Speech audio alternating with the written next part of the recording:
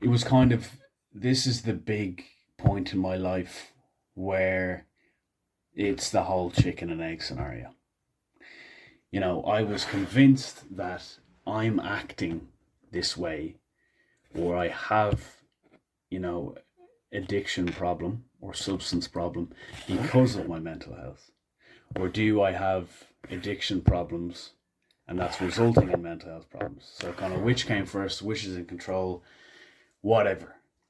And it's a tough one. I think at the time, it's, you're getting your assessments and your diagnosis. It looks like dual diagnosis, um so mental health and addiction coexisting. But I was in complete denial. I remember specifically them, asking me, "You do you think you're an addict?" And I said, "No, no, no. I need this because of, I'm terribly depressed, and I'm terribly anxious, and I've all this stuff going on in my head and my body, blah, blah, blah, blah, can't cope, and that's why I'm doing it." And I just couldn't see the light. And I remember them saying, "Oh, this guy's nuts, like, hey, how could he, how can you think that, when you're doing all this stuff, you're drinking and drugging every day, pal, and horrific stuff is happening. You've no control, no control." But I didn't really.